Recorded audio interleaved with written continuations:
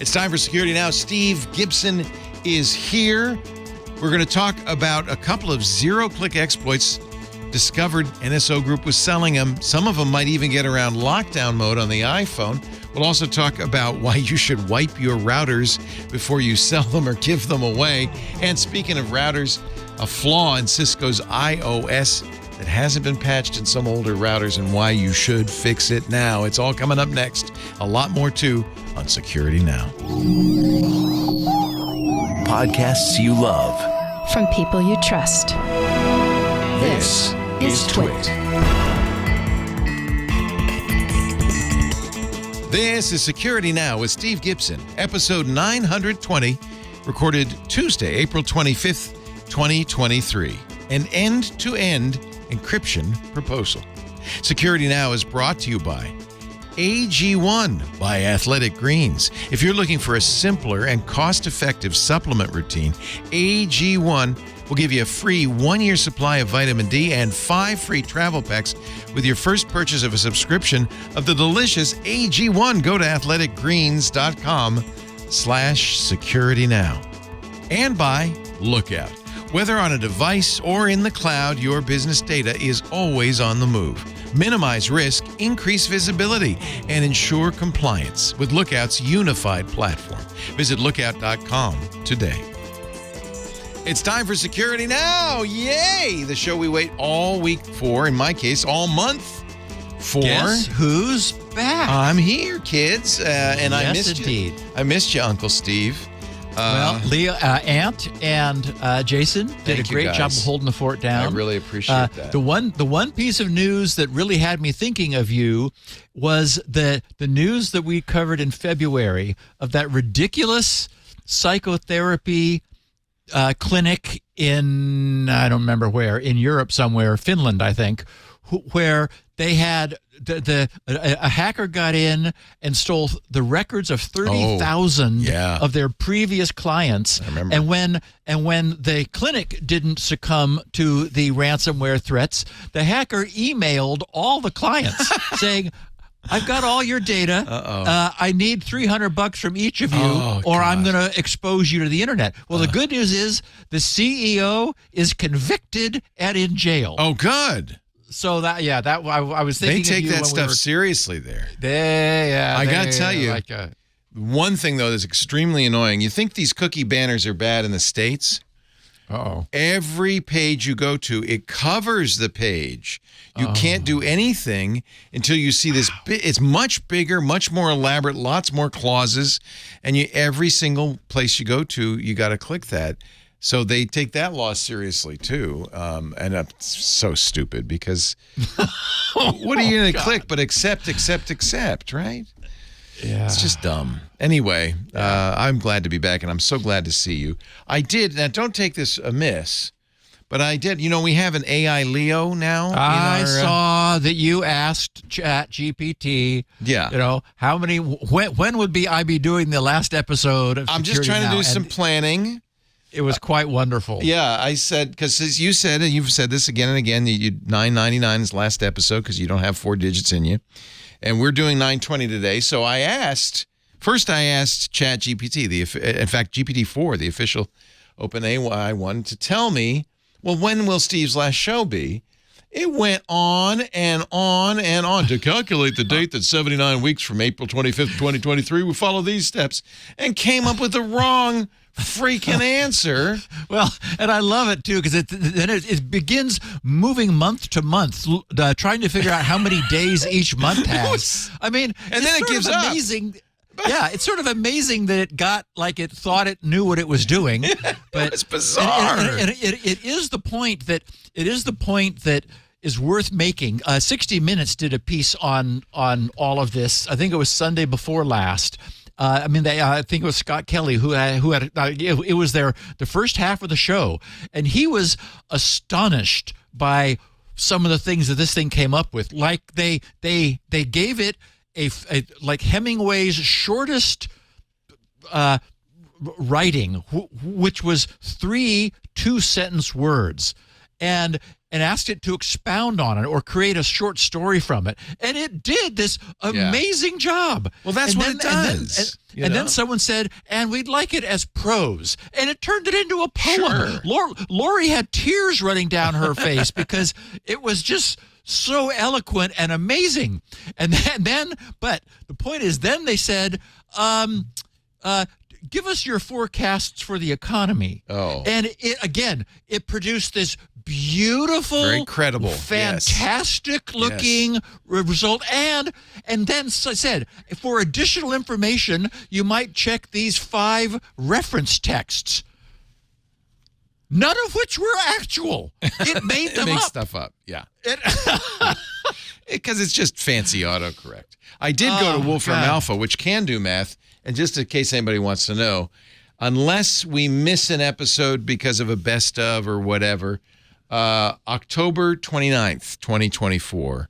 Well, and you actually keep the count. You keep the counter going through those. Yeah, I think we should. It should be accurate. Yeah. Well, yeah, and because I've had my count off when I forgot to add one. Yeah, we across fixed the across the holiday. Yeah, so it's like we try to get it. So you have 52 episodes a year, and if that happens, it'll be. I'm sad to say, sorry, ChatGPT, not August 30th, but thank goodness, October 29th. It'll be Halloween weekend. By that point, you could probably just plug it in place of me, Leo, and just let ChatGPT. Well, it kind of knows now. It's got a deadline.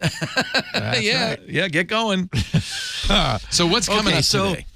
Oh, I've got something, I think. So this is episode 920. Yeah. This is our last episode of April, believe it or not, Leo. You missed like most of the year. I missed April. So now here we are. It'll be, May before we know it. Not May Day. We're going to miss that by 1, but that's good. Today's topic is an end-to-end encryption proposal. I think I may have solved this whole problem with government spying and all that, and the tension between that would be problems. good. That would be, yeah. Anyway, we're going to get to that. We're going to look at the past week's most interesting security news answers, for the questions which have arisen, like whether Apple's lockdown mode actually does anything useful. How big is the market for commercial Pegasus-style smartphone spyware? Why exactly has the dark web suddenly become interested in purloined ChatGPT accounts, and is purloined a word one uses in mixed company? What trove of secrets did ESET discover when they innocently purchased a few second-hand routers? Oops. And speaking of routers, what was the mistake that users of old Cisco routers really wish Cisco had not made? And whose fault is its exploitation today? What's the story behind the newly established Security Research Legal Defense Fund? And then, after a few quick update and upgrade notes, we look at 2 opposing open letters written about the coming end-to-end encryption apocalypse, and consider whether I may have just stumbled upon a solution to the whole mess. So I doubt anyone's going to be getting bored this week. Yeah, and I can't wait. We do have a great picture. Yes, we do. Yes, we do. I have a little something you might be interested in as our first sponsor, brand new sponsor. I'm thirsty, to the Leo. show. Are you thirsty? Does your body crave the nutrition that it needs? Well, I've got athletic greens here. This is not doing it nutritionally. Our sponsor today is AG1. Look, see, it says it right there on the box, by Athletic Greens. And apparently, I didn't know this. They've been around for 10 years. Aunt Pruitt said, oh, yeah, I've been taking that for years. It's well known among athletes and people who care about optimal nutrition. It's all new to me, though, and I have to say I'm pretty excited. Now, I bet you, like me, take a fistful of pills morning and night, right? Wouldn't it be nice to replace that fistful of pills with everything you need? In fact, it even says in here, you're going to need a smaller cabinet. That's what AG1 by Athletic Greens, it does. It gives your body what it craves for daily nutritional in one drink. In fact, ideally, you do this before you eat on an empty stomach, first thing in the morning. There's actually two benefits to that. Not only are you getting your nutrition in, but the secondary benefit to that is water. Drinking 16 ounces of water first thing in the morning is a great way to start the day, reduces your appetite and so forth. So I've got the starter kit here. You can also get these in little packets, which are great for travel. That's what we brought with us on the trip. So I'll do this with the packle. So what you do is you start, the kit comes with a storage canister, a month's supply of AG1, and of course a special high quality measuring spoon. Actually, this is high quality. It's metal, which is, I love that. Anyway, but I'm going to use the packets like we did on the trip. Past trips I have put together, you get those pill minders and you put them together and you have to carry this whole big thing around with you. And this makes it so easy. Everything you need is in here.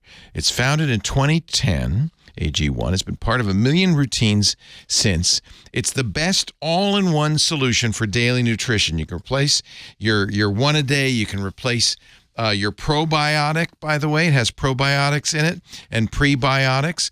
It saves you time, it saves you confusion, and it even saves you money, just $3 a day. Plus, you get powerful long-term results. So I'm going to make it right now. This is basically what you're doing is it's just a powder that's got all those nutrients in it that you mix with water. And you don't have to use hot water. It dissolves very easily. In fact, I'm using nice cold water because that's what I want to drink in the morning. So I'm going to put that in there, and then you close it up. That's about, you could do 12 to 16 ounces of water. Close it up. This is a really nice little canister, and then just mix it, and it's very easy to mix up.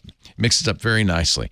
The best part for me, though, because I don't know if you've tried these, but I've tried other beverages that are supposed to give you everything you need, and most of them taste, well, like they give you everything you need. This is actually quite refreshing, quite delicious, and good for you. Here comes John with napkins and towels. I'm not going to spill it, John, I promise. That is so good. And when you do AG1, it becomes a seamless, easy daily habit that gives you your entire day's nutritional basis. Supplements, you support your long-term gut health. AG1 has 75 quality minerals, vitamins, pre and probiotics. I would strongly suggest going to the website because they've got them all listed there. There's no artificial sweeteners or anything. It just tastes good all by itself. Oh, and another thing you're going to like, high quality production. Check out where they make it. Make it in New Zealand in a certified facility that really is making sure you're getting exactly what they say you're getting, no more, no less. You'll also feel good about it that Athletic Greens is a climate neutral certified company. They believe that good nutrition should be available to all. So for every purchase, they donate to organizations helping to get nutritious food to kids in need. So you're doing good when you're drinking this. If you're looking for a simpler, cost-effective supplement routine, this is going to replace about 30 pills that I used to take every day. AG1 from Athletic Greens. You'll get a free, now you'll like this, Steve, a free 1-year supply of vitamin D and 5 free travel packs. That's like that little pouch that I was using with your first purchase of a subscription. Go to athleticgreens.com/security. Now, this is the vitamin D that comes with it. It's vitamin D3 plus K2. You probably know what that is. That's what you need. That's what you want, right? You need K2 It just comes a little dropper, so you can just put this, that's a year's supply because vitamin D doesn't take up a lot of space. You take a little dropper and you just drop that in there, and you can have it. AG1, if you're looking for a simpler, cost-effective supplement routine, AG1 by Athletic Greens. Free 1-year supply of vitamin D, 5 free travel packs with your first purchase of a subscription. Go to athleticgreens.com/security now. I've already had my AG1. I had it on MacBreak Weekly, so I guess I'll save this for tomorrow. athleticgreens.com/security now. We really welcome these guys. We vetted them very thoroughly to really make sure, and I talked to a lot of people to really make sure that this was the one, and they completely agree. This is fantastic. AG1 from Athletic Greens, athleticgreens.com/security. Now, thank you, AG1. And thank you for when you buy it, go into that address so that, they know you saw it here on Security Now. All right. Picture time. This is hysterical, by the way. Oh, okay. So, yes, we have a picture. Thank you, one of our listeners, for tweeting this to me. Very valuable. This is a 16-port D-Link, barely recognizable router, or rather a switch, looks like right? an unmanaged switch. Yes, yeah. An unmanaged switch. If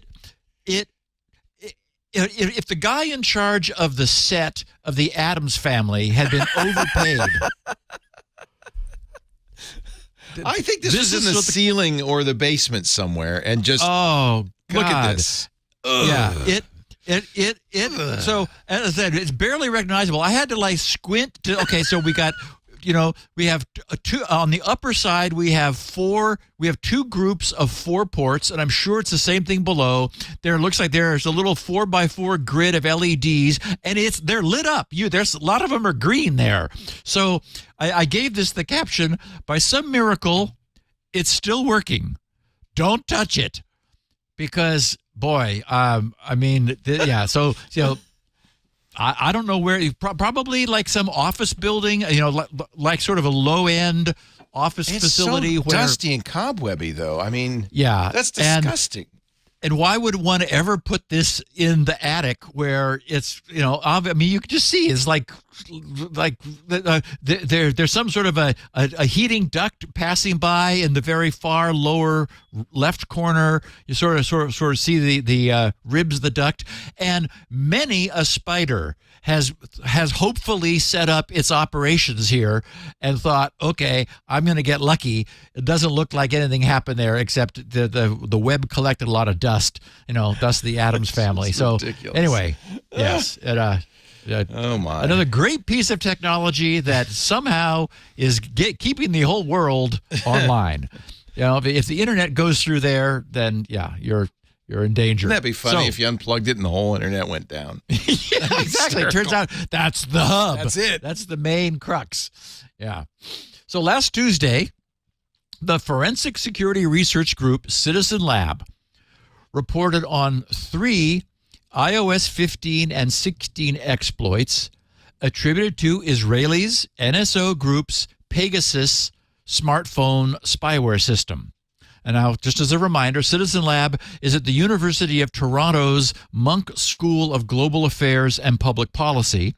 They've been doing some serious forensic work. Last week's main topic was forced entry, which for our listeners, and Leo, I'm bringing you up to speed, it was a fascinating example of the details of a zero-click exploit against iOS devices, which Google's Project Zero researchers reverse engineered and dissected thanks to Citizens Lab, who found a live sample of it and sent it to Project Zero to take a look at. They found it, Citizen Labs found it, on a phone of a Saudi political activist. So my eye was caught by Citizen Labs' mention just last week of the apparent successes of Apple's lockdown mode, which, of course, we've previously described when Apple announced it. I think it was brand new in iOS 16. I think that's where it first appeared. As we know, it rather significantly restricts many features of an iPhone for the express purpose of thwarting exactly these sorts of targeted attacks against high-profile users of Apple's iOS devices. Last Tuesday, they published an extensive description of several zero-click attacks they being Citizen Lab, discovered being deployed against users of iOS 15 and 16. So, not old, out of service, version 13 or, 12 and 13 or 14. These are today's phones.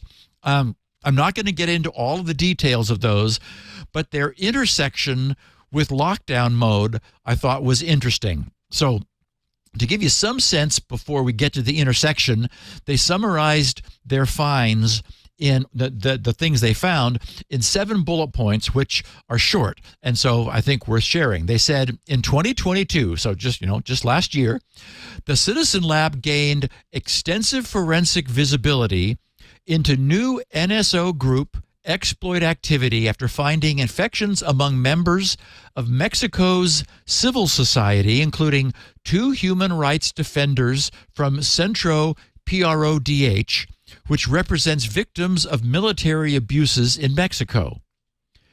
Our ensuing investigation led us to conclude that in 2022, NSO group customers widely deployed at least 3 iOS 15 and 16 zero-click exploit chains against civil society targets around the world.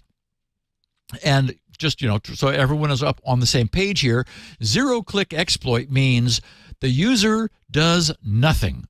We covered one of them in detail last week where just the receipt of an iMessage without any acknowledgement of any kind was enough to take over the target's phone. And I'm sure what you were covering was that Apple was patching these. Yes. Right. Very aggressively. I think they had 3 patches in a few weeks. It was, right. Right. Yeah. And they've been like, again, they're doing everything they can, but it just seems that, more problems keep being found. Yeah. Yes. So Citizen Lab said, speaking of these, NSO Group's third and final known 2022 iOS zero-click, which we call Pwn Your Home, was deployed against iOS 15 and 16 starting in October of 2022.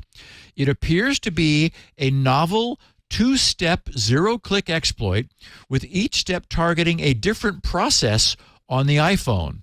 The first step targets HomeKit, thus Pwn Your Home, and the second step targets iMessage. So somehow the exploit against HomeKit primes the iMessage to then be exploitable by the second step in the 2-step zero-click. And that's not unusual. I mean, in Pwn to own, we see multiple steps sometimes. Yeah, chains. Exactly. Yeah. So then they said NSO Group's second 2022 zero-click, Find My Pwn, was deployed against iOS 15 beginning in June 2022. It also appears to be a 2-step exploit. The first step targets the iPhone's Find My feature, thus Find My Pwn, and the second step again targets iMessage.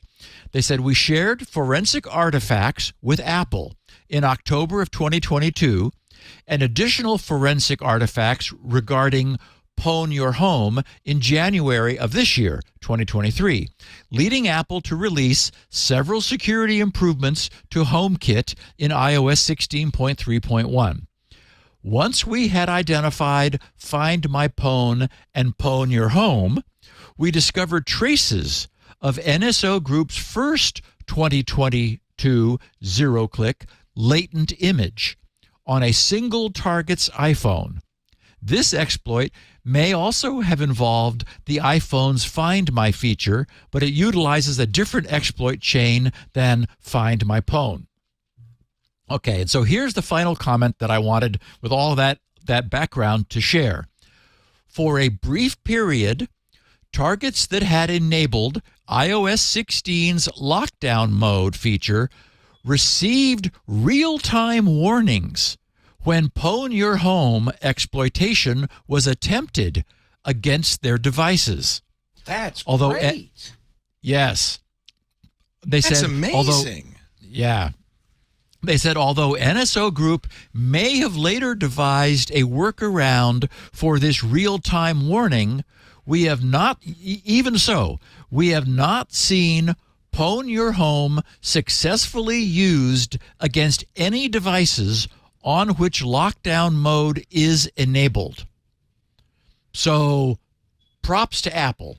The first thing Apple notes when they're talking about the limitations that they impose when lockdown mode is enabled, they say most message attachment types will be blocked other than certain images, video, and audio. They said some features such as links and link previews will be unavailable.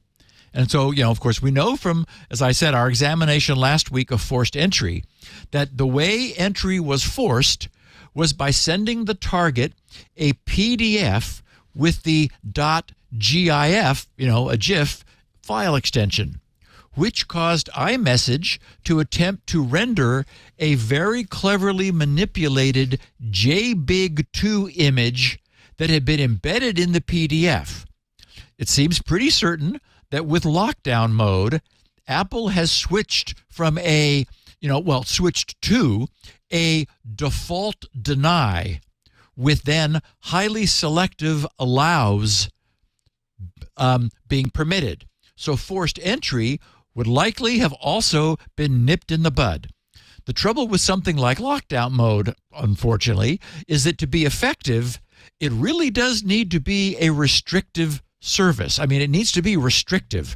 As we've seen, exploits are everywhere. And that might annoy the people who need it the most, enough for them to turn it off due to its interference with the things they need to do.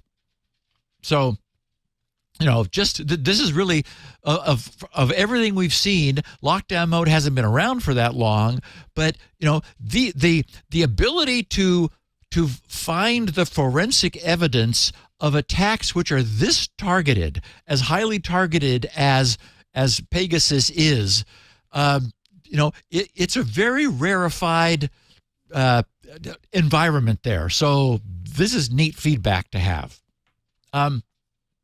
And we have fresh evidence that countries are busily using these patently illegal tools, governments.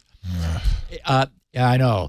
NCSC stands for the National Cybersecurity Center in the UK, which is, exactly what it sounds like. Last Wednesday, the center published a report titled "Cyber Experts Warn of Rising Threat from Irresponsible Use of Commercial Hacking Tools Over the Next 5 Years," which, of course, begs the question, what would responsible use be?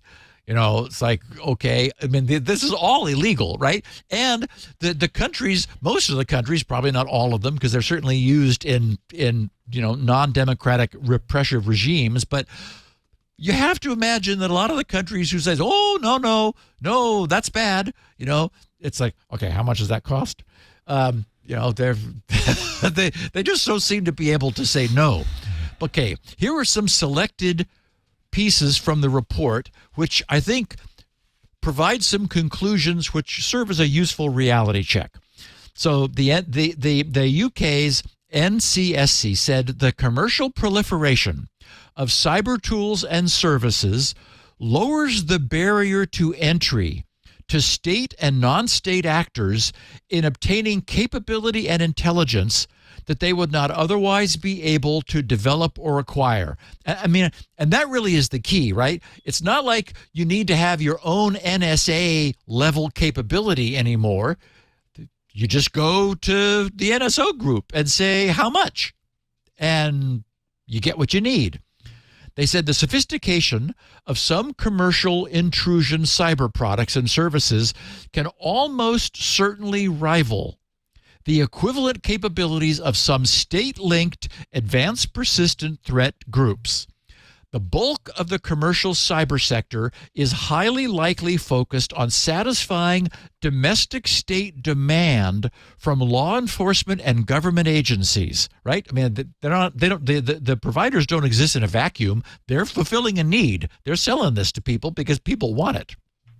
However, they wrote, over the last decade, a growing number of enterprises have emerged offering a range of products and services to global customers.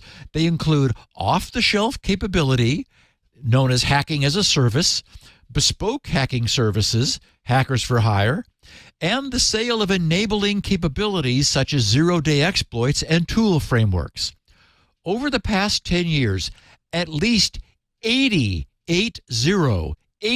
countries have purchased commercial cyber intrusion software or spyware. For dozens of states without a skills-based, the commercial sector is almost certainly transformational, allowing cost-effective access to capability that would otherwise take decades to develop. While products vary in capability and application, commercially available spyware for mobile devices can offer the ability to read messages, listen to audio calls, obtain photos, locate the device, and remotely operate the camera and microphone. Some states are likely to procure multiple commercial cyber tools to meet their requirements. Wow. Devices can be compromised in a number of ways, including phishing, but also zero-click attacks which do not require user interaction, making it more difficult for victims to mitigate. While these tools have been used by states against law enforcement targets, spyware has almost certainly been used by some states in the targeting of journalists, human rights activists, political dissidents, and opponents and foreign government officials. This is almost certainly happening at scale, with thousands of individuals targeted each year. While current products focus on mobile devices and intelligence gathering, as the sector grows and demand increases, products and services will likely diversify to meet demand. I mean, we're talking about a whole ecosystem which is emerging, on the DL, but being sold to governments. They write, hacker-for-hire groups carry out cyber activity for paying clients, as well as providing information of traditional espionage value to states. Hackers for hire are also reportedly used for legal disputes, intellectual property theft, insider trading, and the theft of other private data. Hackers for hire differ in skill and capability, ranging from low-level cybercrime activity to technically complex and effective network compromises that may go undetected. Some groups operate in criminal circles. Some portray themselves as commercial companies, and others operate anonymously. Hacker-for-hire groups that focus on stealing information use phishing and other social engineering attacks, exploits against publicly reported vulnerabilities in computer networks, and sometimes zero-day attacks to compromise victims. The greatest threat comes from higher-end hacker-for-hire groups whose abilities and impact are similar to those of capable state actors. Hackers for hire pose a potential corporate espionage threat against organizations and individuals with privileged or valuable confidential information in multiple sectors. While less skilled and cyber criminal hackers for hire almost carry out denial of service DDoS attacks for a fee to temporarily disrupt a target website or server on a customer's behalf. Additional law enforcement attention probably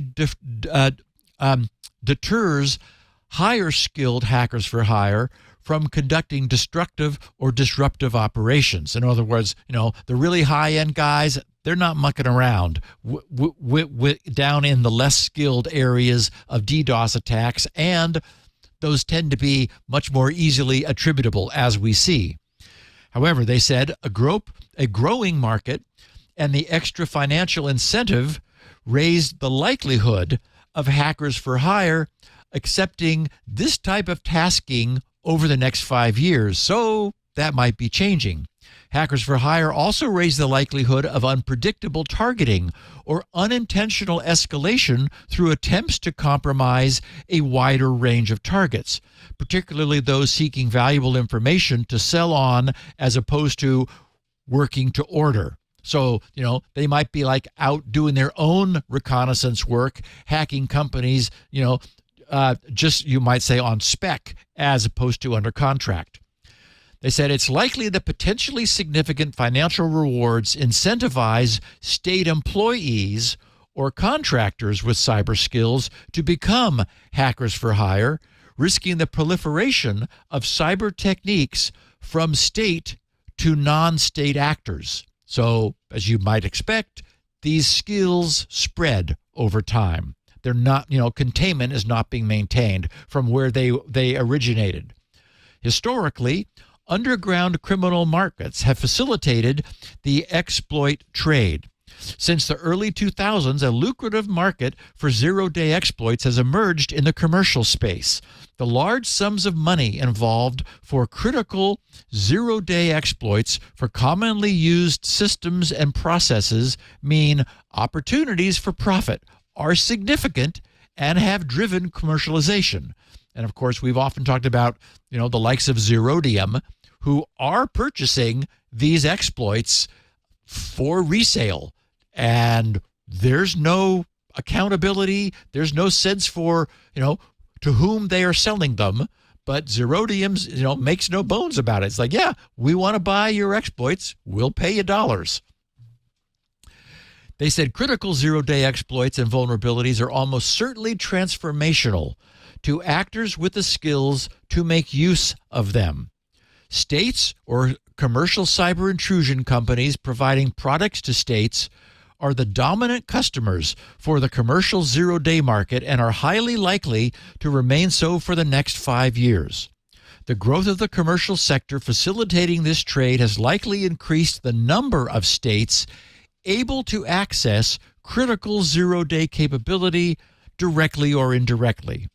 Some well-funded cybercrime groups have highly likely purchased lower-priced zero-day exploits for less well-used systems from underground exploit marketplaces. However, purchasing high-cost critical zero-day capability from the commercial marketplace is unlikely to appeal to most cybercrime groups. Financial motivation makes it more likely that they prioritize lower-cost exploits developed from disclosed zero-day vulnerabilities, albeit as early as possible after disclosure, to maximize the number of unpatched systems they can target. Of course, this all follows from the things we're talking about on this podcast constantly. Customizable tool frameworks are developed by cybersecurity software developers to emulate threat activity to enable penetration testing of networks, and we were just talking about that with red team attacks. They said they're usually sold under license, but some are also publicly available or available in versions where the license has been removed.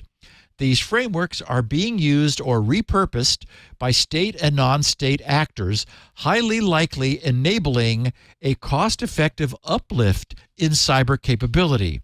It's highly likely that their constant evolution and the ability of actors to customize and repurpose these frameworks means widespread misuse of these frameworks will almost certainly continue over the next 5 years.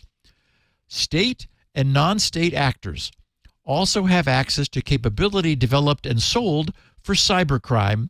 In recent years, cybercrime marketplaces have grown and become increasingly professional, in part driven by demand from ransomware actors. One example is Malware as a Service, MAAS, which is a service that provides use of malware, eliminating the need to create and develop the software, as well as reducing the knowledge threshold required to operate the malware. Offering these services as a package is attractive to less skilled cybercriminals, and as such has almost certainly expanded the number of victims.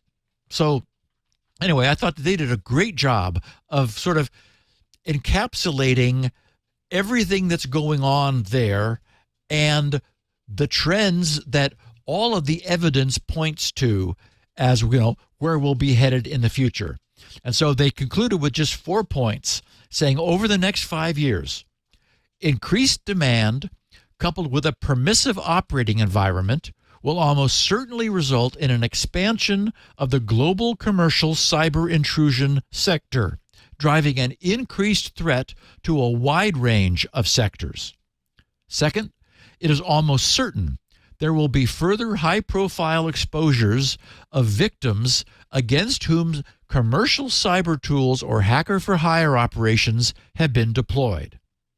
Third, oversight of the commercial intrusion cyber sector will almost certainly lack international consensus, be difficult to enforce, and subject to political and commercial influence. right? I mean, the people who you would like to be providing the oversight are the customers. And they finished. However, it is likely that many commercial cyber companies will be incentivized to vet and limit their customer bases should effective oversight and international norms on development and sale of commercial cyber capability emerge. So, last week we took a deep dive, as we know, into forced entry, which led us to appreciate the insane level of effort that the NSO Group's spyware developers, whomever they are, and what we just shared suggests maybe they're not even NSO Group developers. They might have developed a zero-click independently and said, how much is this worth to you? I thought the NSO Group disbanded. That's why I'm surprised to see their name again. They did get pounded down, because their stuff was highly publicized, right. But they're still around. You can't kill cockroaches. Exactly. They come back again. So anyway, what Google's Project Zero researchers who reverse engineered that work reported was that the sophistication they discovered in that exploit terrified them. They used the word terrified. It was as if they had discovered alien technology lurking within a terrestrial device, which gives you some pause to note the obvious commercial value of this sort of technology. And now we're seeing, almost not surprisingly, a growing black market for ChatGPT accounts, which I thought, what? The best way for me to introduce this next topic is to just read what Checkpoint Research posted last week. Their headline was, New ChatGPT 4.0 Concerns, a market for stolen premium accounts. And they said, since December of 2022, Checkpoint Research has raised concerns about ChatGPT's implications for cybersecurity. Remember, and we talked about some of this before, where they used it both to try to reverse engineer for them some code, which it did not do a good job at, or writing code, which unfortunately we know it does do a good job at. So they said, now Checkpoint also warns that there's an increase in the trade of stolen ChatGPT premium accounts, which enable cyber criminals to get around OpenAI's geofencing restrictions to obtain unlimited access to ChatGPT. The market for account takeovers, generically ATOs, stolen accounts to different online services, is one of the most flourishing markets in the hacking underground and in the dark web. Traditionally, this market's focus was on stolen financial services accounts, banks, online payment systems, and so forth, social media, online dating websites, emails, and more. They said since March of 2023, which, was 4 weeks ago, Checkpoint sees an increase in discussion and trade of stolen ChatGPT accounts with a focus on premium accounts, including leak and free publication of credentials to ChatGPT accounts, trading of premium ChatGPT accounts that were stolen, brute forcing and checker tools for ChatGPT, meaning tools that allow for brute forcing, that allow cyber criminals to hack into ChatGPT accounts, and ChatGPT accounts as a service, dedicated service that offers opening ChatGPT premium accounts, most likely using stolen payment cards. So, why is the market of stolen ChatGPT account on the rise? What are the main concerns? They said, as we wrote in previous blogs, ChatGPT imposes geofencing restrictions on accessing its platform from certain countries, including Russia, China, and Iran. Recently, we highlighted that using ChatGPT AI allows cybercriminals to bypass different restrictions as well as use of ChatGPT's premium account. All this leads to an increased demand for stolen ChatGPT accounts, especially paid premium accounts. In the dark web underground, where there is a demand, there are smart cybercriminals already taking advantage of this business opportunity. Meanwhile, during the last few weeks, there have been discussions of ChatGPT's privacy issues, with Italy banning ChatGPT and Germany now considering a ban as well. Excuse me. We highlight another potential privacy risk of this platform. ChatGPT accounts store the recent queries of the account's owner. So when cybercriminals steal existing accounts, they gain access to the queries from the account's original owner. This could include personal information, details about corporate products and processes, and more. And Leo, on the first of the three podcasts where Ant co-hosted, we covered the story of Samsung's employees on 3 separate instances uploading, wanting to get the advantage of ChatGPT's thoughts, in air quotes, about something. What are your thoughts? What are your thoughts? They uploaded Samsung proprietary information in order to get ChatGPT to tell them what it thought. Oh, Lord. And after 3 instances of that, Samsung, God, I know, has shut down. They imposed a 1K limit on the transactions with ChatGPT and said they are looking into measures for bringing a ChatGPT facility into their internal corporate network so that you won't have to go on the public internet in order to use it. I wonder, though, if there's any evidence that ChatGPT does save that information. I think not evidence, but for example, here was just here was the point being made that if an account is stolen, then the past queries are apparently available. It saves a certain number of past queries on chat, through, but not through all the of them. API. It resets it. Yeah, this is what I got in Italy. Accesso a ChatGPT disabilitario per gli utenti in Italia. Then this is actually from the ChatGPT folks. They posted an English one as well, which is nice. But yeah, I thought, well, I heard that, so I said, well, let me try to use it because I have an account.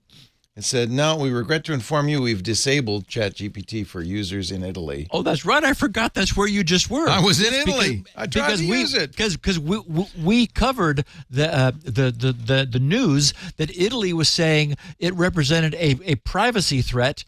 And so they were just not going to make it available. Right. Sorry about that. We're just saying no. It's the same question, though, is, and ChatGPT denies it. They say, well, we don't scrape everything. We scrape stuff that's publicly available. Right. So if they don't save stuff and they only scrape public stuff, I don't know if there really is any. It's just in fact, that was the point we made on the podcast, was it's really just a different kind of spider than Google, it's a which spider. is indexing and saving the entire web. Right. It just is it has a conversational interface instead of one that's just sort of, put in some keywords and see what hits you. Exactly. This stuff will shake out. I don't think I think it's a short-term issue. I think we should take our second break. Certainly. And then we're going to talk about what ESET found in some decommissioned routers that they purchased. Whoopsie. Ooh. Reminds me of when Simpson Garfinkel bought a bunch of hard drives on eBay, and they were unerased hard drives from old ATM machines. And then all sorts of bank account information and stuff like that. This is why you need our sponsor, Lookout, I might add. Perfect segue, right?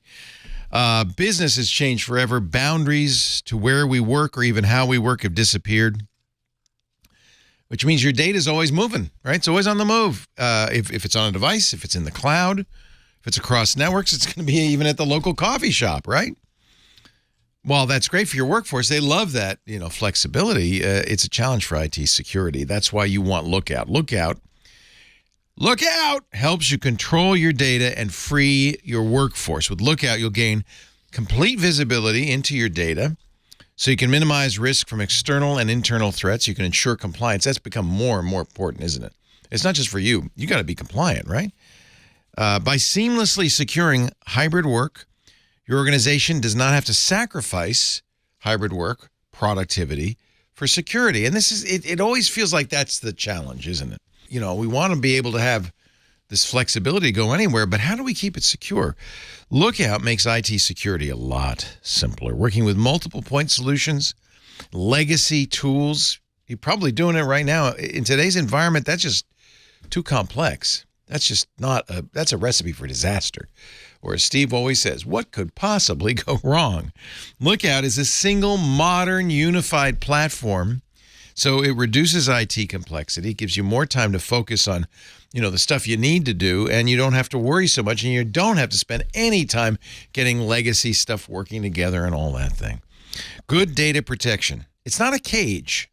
It's a springboard, letting you and your organization bound toward a future of your making. It's important that you can think of it that way, and that's why you need to visit lookout.com right now to learn how to safeguard data, secure hybrid work, reduce IT complexity.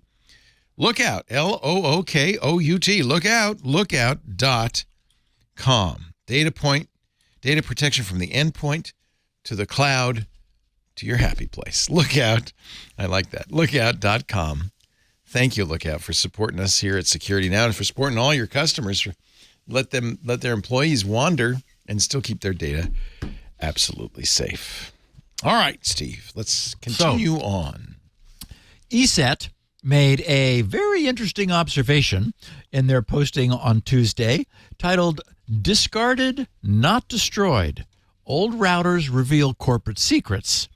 Get a load of what they wrote. They said, taking a defunct router out of an equipment rack and sliding in a shiny new replacement is probably an everyday occurrence in many business networking environments. However, the fate of the router being discarded should be as important, if not more so, than the smooth transition and implementation of the new kit in the rack. Unfortunately, this appears often not to be the case. When the ESET research team purchased a few used routers to set up a test environment, there was shock among team members, shock, I tell you, when they found that in many cases, previously used configurations had not been wiped. And worse, the data on the devices could be used to identify the prior owners, along with the details of their network configurations.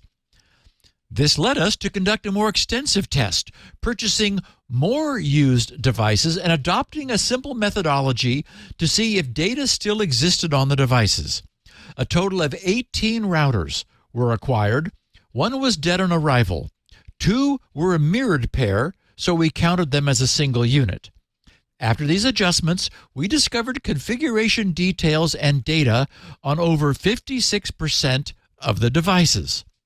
In the wrong hands, the data gleaned from the devices, including customer data, router-to-router authentication keys, application lists, and much more, is enough to launch a cyber attack. A bad actor could have gained the initial access required to start researching where the company's digital assets are located and what might be available. We're all likely aware what comes next in this scenario. The change in recent years to the methods used by bad actors to conduct cyber attacks on businesses for the purposes of monetization is well documented. Switching to a more advanced persistent threat style of attack has been cybercriminals establishing an entry point and then a foothold into networks. They then spend time and resources conducting sophisticated extraction of data, exploring methods to circumvent security measures, and then ultimately bring a business to its knees by inflicting a damaging ransomware attack or other cyber nastiness. The initial unauthorized incursion into a company network has a value. The current average price for access credentials to corporate networks, according to research by KELA Cybercrime Prevention, is around $2,800. This means that a used router purchased for a few $100s, which without too much effort provides network access, could provide a cybercriminal with a significant return on investment. And that's assuming they just strip the access data and sell it on a dark web market, as opposed to launching a cyber attack themselves. A concerning element of this research was the lack of engagement from companies when we, ESET, attempted to alert them to the issues of their data being accessible in the public domain. Some were receptive to the contact. A few confirmed the devices had been passed to companies for, quote, secure destruction and wiping, unquote. Whoops. A process that had clearly not taken place, they wrote. And others just ignored our repeated contact attempts. They said the lessons that should be taken from this research are that any device leaving your company needs to have been cleansed, and that the process of cleansing needs to be certified and regularly audited to ensure your company's crown jewels are not being openly sold in public secondhand hardware markets. We have established the details, as you know. They said we have published the details. Sorry, we've published the details, except the company's names and data that would make them identifiable in a white paper. The white paper also contains some guidance on the processes that should be followed, including references to NIST Special Publication 800.88 Revision 1, Guidelines for Media Sanitization. We strongly recommend reading the details and using our findings as a nudge to check the process in your own organization to ensure no data is unintentionally disclosed. So I got in the show notes, I have a link to ESET's white paper, which is titled How I, in parens, Could Have Stolen Your Corporate Secrets for $100. And I also have a link to that, to the NIST's Special Publication 800-88 Revision 1, Guidelines for Media Sanitation. Anyway, in that white paper, they provided a summary breakdown, just some bullet points of what they found by percentage. They said 22% of the routers contained customer data. 33% exposed data allowing third-party connections to the network. Think about that. 1 in 3 of the routers they purchased for $100 off eBay or somewhere exposed data allowing third-party connections to the network. 44% had credentials for connecting to other networks as a trusted party. 89% itemized connection details for specific applications. 89% also contained router-to-router authentication keys. 100% of them contained one or more IPsec VPN credentials or hashed root passwords. And finally, 100% had sufficient data to reliably identify the router's former owner and operator. So, again, wow. Just a heads up to make sure if you're in charge or know somebody who is in a sufficiently sized organization, it is, I would not trust a third party. I mean, how difficult is it to reinitialize the configuration in a router? That's, return it to factory settings. It's not difficult. So don't, pull it out and toss it on a pile to some third party that in this case apparently wasn't doing anything. And Leo, to the point you were making, I'll note that through 2023, which 4 months so far, I've been having some very similar experiences of my own. I've been purchasing specific old drives from eBay. Oh, yeah, of course, for SpinRite. Yeah. Right. When a SpinRite tester has reported that they've had some weird behavior from a specific old drive. And as SpinRite is running, one of its more popular screens is one which flashes up snapshots of the data which it's obtaining from the drive it's scanning. You just see it flashing by, but it's kind of mesmerizing. The way we used to watch all the blocks on a defragmenter move around the screen, it's sort of like that. Steve, I've spent many hours staring at that screen. We all exactly have, what Leo. You're talking about. It's an embarrassing truth. No, but that Dynastat, I love that stuff, man. That's cool, man. Yeah. I love it. Yeah. So NTFS file system metadata has a particular look to it, and which I've learned to recognize. And these drives are full of it.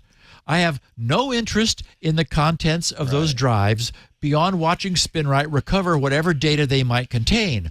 But they contain someone's data. Oh, there you go, Leo. And we're defragging here. We're defragging. Wow. Love it. So that's interesting. They didn't erase those either. Yeah, I can understand how you would think, oh well, a drive I have to erase, but a router, what could that possibly contain? Turns out that's the crown jewels of accessing inside of a corporate network. Yeah. Makes sense when you think about it, but just make sure that you do think about it. Okay, while we're on the topic of routers, let's take a look at last week's report from the UK's NCSC regarding Jaguar Tooth, a Cisco. That's a terrible name. Jaguar Tooth, a Cisco router targeted malware, and this serves as a perfect case study. Jaguar Tooth is a system of backdoor Trojan malware developed via exploitation of a long since patched SNMP vulnerability. It's CVE 2017-6742. So there are two things here. First of all, 2017 tells you that it's now, 6 years ago, 2017. And 6742 reminds us of those quaint days 6 years ago when CVEs had 4-digit numbering for their individual CVEs. You know, we have to use scientific notation these days. This vulnerability was first announced by Cisco on the 29th of June in 2017, when updated and repaired software was made available by them. Cisco's published advisory included details of workarounds, including some of limiting access to SNMP from trusted hosts. You know, imagine that, or by disabling several vulnerable SNMP API branches, which are known as MIBs. Okay, so this amounts to another of those issues I so often have about policies versus mistakes. Backing up a little bit, SNMP is the Simple Network Management Protocol. It's essentially a network API, a very powerful network API, which allows for the complete configuration state querying and configuration management of SNMP-capable network devices. The point is, it should never be publicly exposed to the wider internet. That's just nuts. It is meant to be used on the internal intranet for internal management.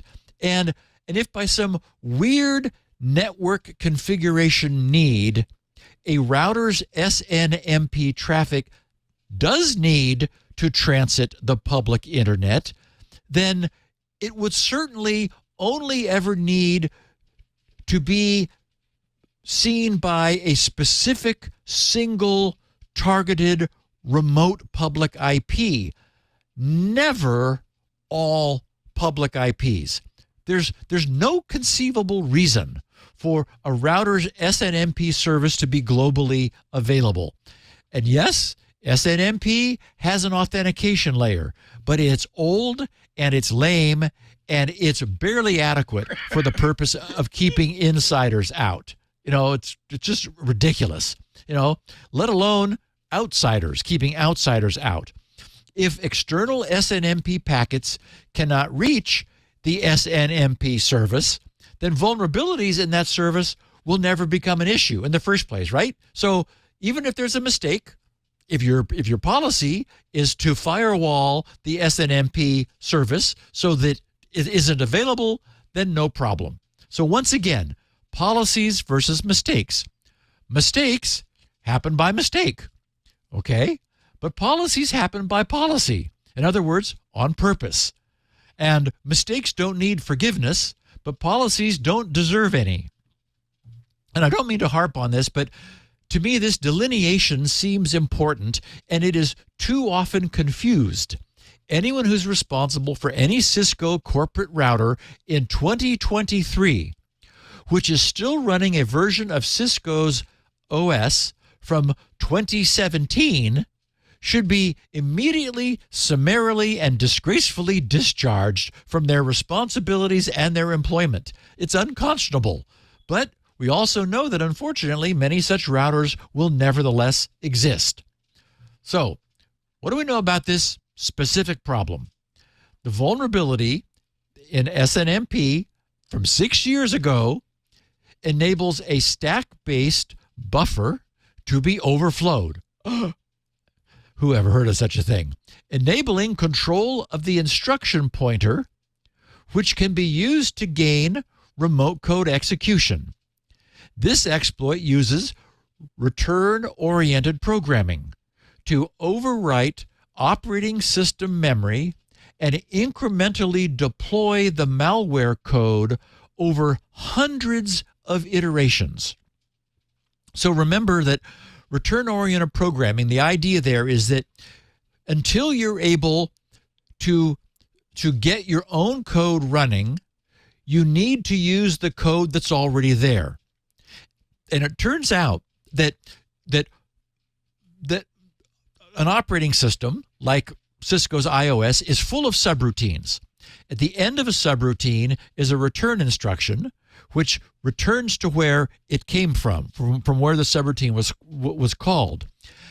And first bad guys and then good guys figured out that the last few instructions just before the return can be useful. They can load something in a register. They can add something to a register. They can do useful things.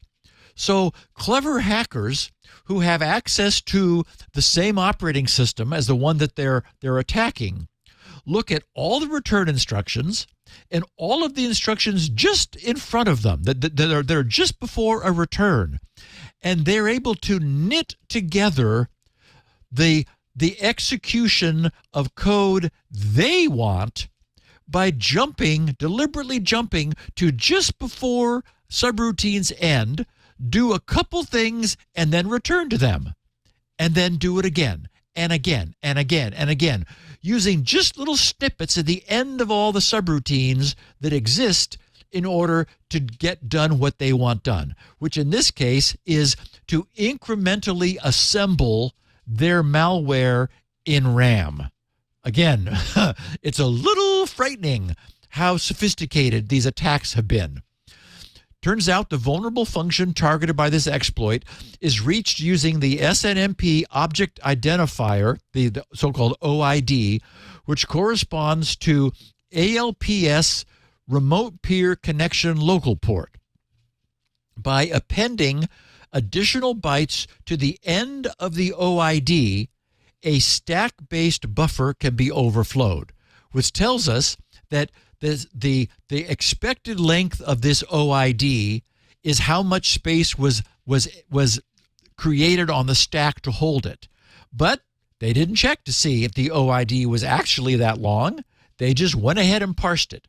So you literally, an OID is a weird looking thing in SNMP. It's, 1.3.6.2.27.14. So the ID is each of those dots is a branch in a tree. And so SNMP represents all of the little settings that you might have in a router by the endpoints of this incredibly richly branching tree, where you address it by following this crazy dotted syntax all the way out to the end. Well, it turns out you could just keep adding things with dots in this broken version of iOS from 2017 and put a bunch of stuff on the stack, which then you can cleverly design what's there in order to go out and execute little code snippets for you. One of the side effects of this vulnerability is that any ASCII characters in that additional OID bytes are converted to uppercase, which can be inconvenient, so the attackers get around that. Jaguar Tooth is deployed by writing custom shellcode to memory, which can be used to write an arbitrary 4-byte value to any specified address. This shellcode is then called repeatedly to incrementally write Jaguar Tooth into RAM, 4 bytes at a time. Once the Jaguar Tooth payloads have been copied into memory, they're individually executed by overflowing the return address of the vulnerable function with their location in memory. Once Jaguar Tooth is running, it uses TFTP, that's the Trivial File Transfer Protocol, like a really reduced subset of FTP, to exfiltrate pretty much everything the router knows about all of the peers that touch it, its configuration, and all of those things we were just talking about that you don't want to decommission, you want to leave in your decommissioned router. The router's ARP table, for example, is dumped to obtain the MAC addresses and IPs of all the internal machines that have recently touched the router. And of course, the bad guys now have a foothold in a border router, able to run whatever they choose from there on. It's going to be pretty much bad news. So, as I noted earlier, Cisco responsibly updated their iOS, that's what they call it, the Internetwork operating system, back in June of 2019. The bad guys probably assumed that there would be routers, correctly assumed, there would be routers that had not been updated in 6 years and were still running this iOS software from back then. So, sure enough, a malicious actor group known as APT28 has been detected actively conducting reconnaissance and deploying their malware on the world's routers, which are still running that vulnerable version of iOS. So, another example of the problem that we have in our industry that we have not been able to figure out. We are unable to write software that doesn't have these kinds of problems, no matter how much we try and how much focus and attention we give to it, nor are we able to essentially recover all of the software that's already out there with known problems, which nobody is taking the measures to fix. Okay, it's time for some happy news.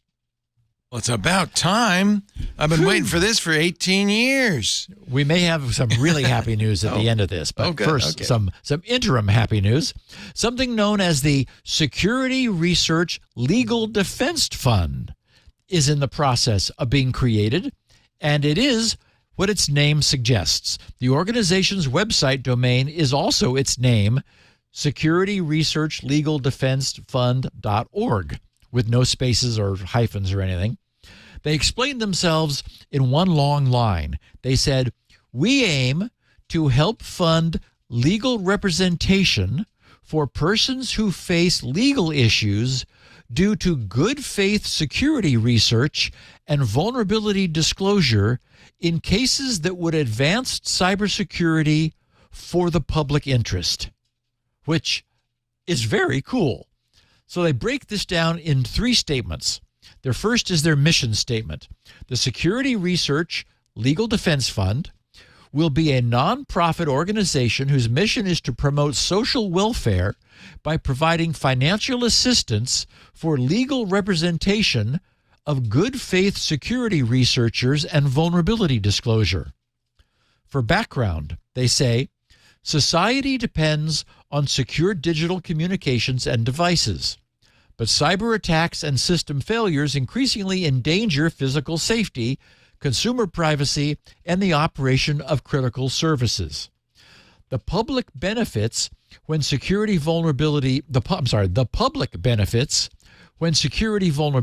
in software and systems are discovered and fixed before malicious actors can exploit them. In many instances, individuals have acted independently and in good faith to find and report vulnerabilities for mitigation, thereby strengthening the cybersecurity of products and services for the good of the community. While recognition from governments and businesses of the value of good faith security research and vulnerability disclosure is growing, individuals continue to meet with legal threats when their vulnerability research and disclosures are unwelcome or misunderstood. Such threats can ignore individuals' rights or misconstrue facts, creating a chilling effect on beneficial security research and vulnerability disclosure, especially for individuals without the resources to finance legal counsel. So, yay, this is great news. Finally, under how it works, they explain the Security Research Legal Defense Fund may donate to good faith security researchers' choice of counsel to represent them in defending against legal claims related to good faith security research and vulnerability disclosure. The Defense Fund does not provide direct legal representation at this time. The organization's board of directors will consider potential guarantees and vote on distribution of funds. To help ensure funds are used in the public interest, the recipients of legal defense funds would be required to meet eligibility criteria. The eligibility criteria is subject to revision by the board and aims to reflect alignment with legally accepted definitions of good faith security research. The eligibility criteria to apply for grants from the Defense Fund is anticipated to include the grantee demonstrates financial need. Funds donated from the Security Research Legal Defense Fund would go towards representation in legal matters related to good faith security research or vulnerability disclosure, and not such illegal behavior as extortion. Okay, duh. Also, the good faith security research or vulnerability disclosure was performed for the purpose of good faith testing, investigation, correction, or disclosure of a security flaw or vulnerability.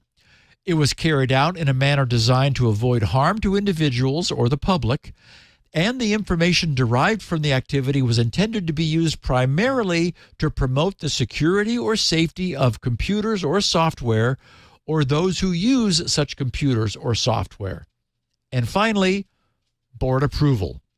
So I think this is great. Through the years here, we've talked about this problem where, well-meaning, typically amateur hackers, who are not backed by an organization, attempt to inform an organization of some significant problem that they've stumbled upon and identified, only to have the organization's management freak out and aim their law enforcement and their attorneys at the hapless hacker. That's what happened to Randall Schwartz at Intel, and he was arrested and prosecuted. Yes, I mean, it's so wrong. Yeah. So it seems like, this would be a terrific backstop for such situations.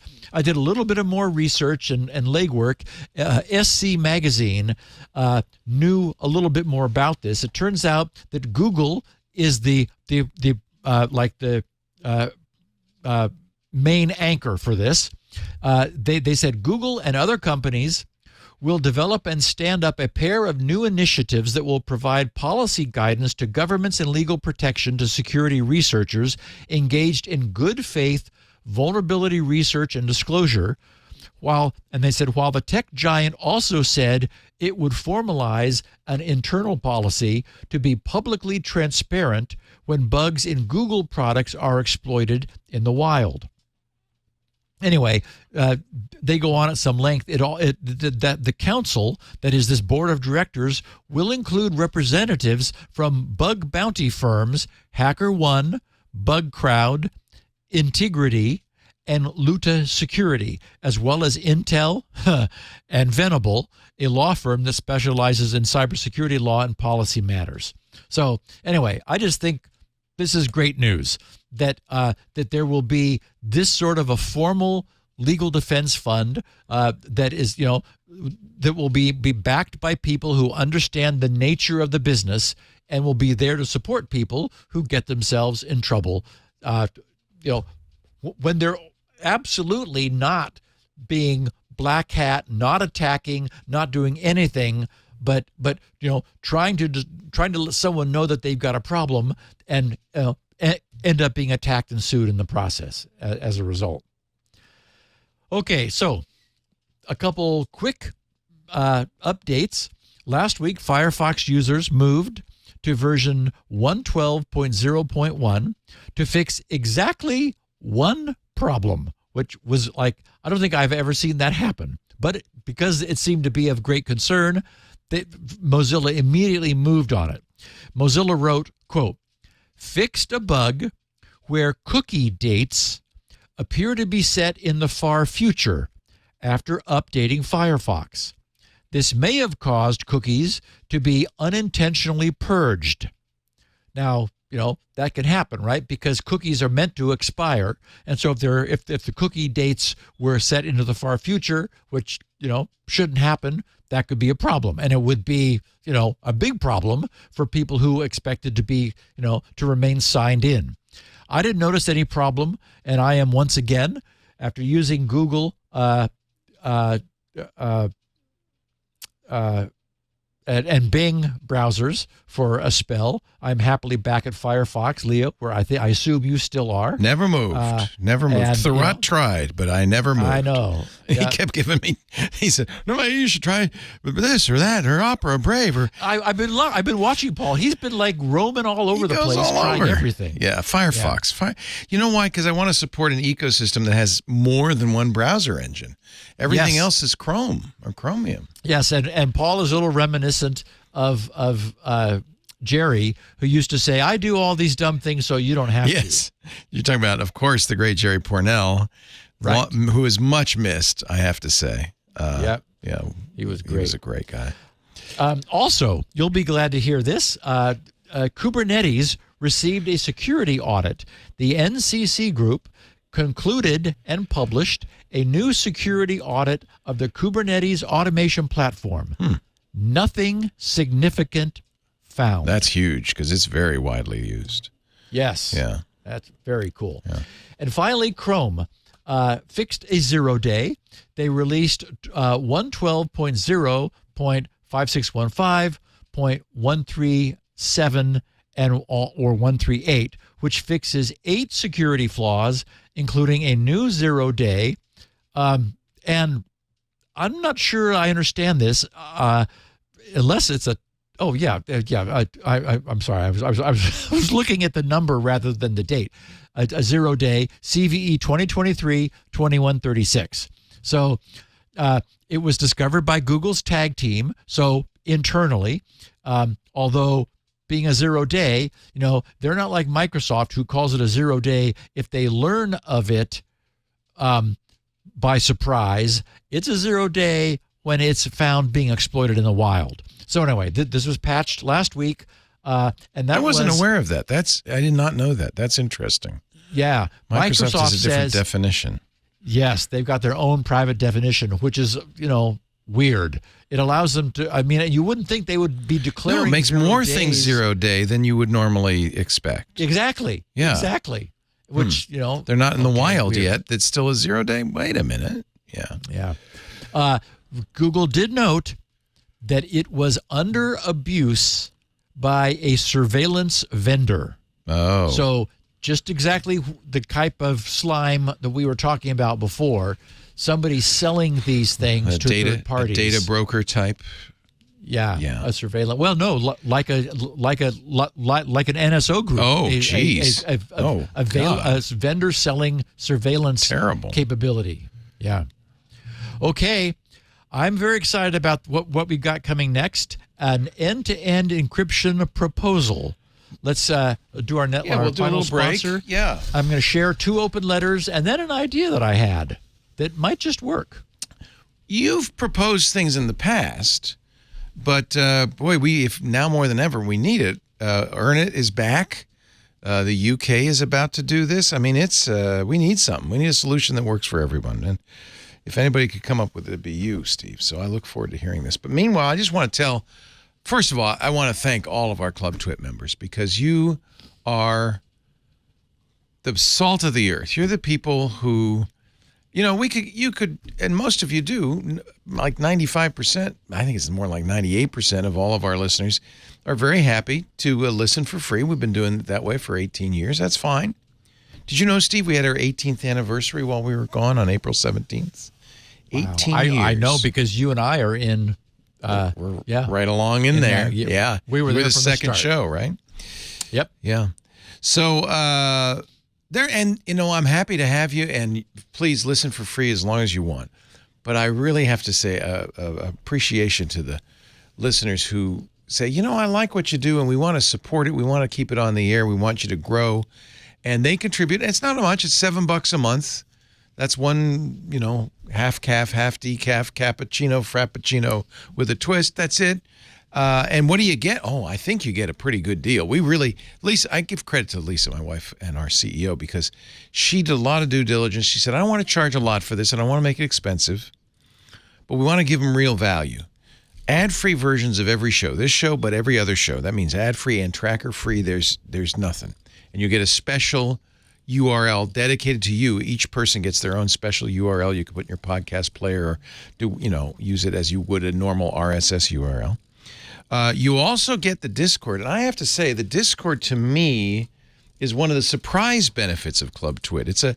It's really become a community of like-minded geeks. Now, they're all, this is the Security Now channel, and they're all, talking about the show, but it's not just shows. Yes, every show has its channel in here, but Discord is really, I think, the future of social media. So we talk about everything from AI to anime to coding to comics, hacking, gaming, ham radio, Linux. So you can get in there and chat with people are high quality because they're TWiT listeners and contributors, and chat about the subject that you're most interested in. And I think that really is fun. Also, our community manager, Ant Pruitt, and I got to give props to him, puts together events on here. Alex Wilhelm's coming up with an Ask Me Anything in May. The Home Theater Geeks. That's one of the reasons we love the club, because it allows us to bring back shows that weren't financially viable on their own. Home Theater Geeks is back with Scott Wilkinson. It's a club special every week. Some fireside chats coming up with Sean Powers from Floss Weekly, Stacey Higginbotham's book club. Rod Pyle's going to do a fireside chat. Another example of a show that started in the club, was funded by the club, and then became a regular show on our network, This Week in Space.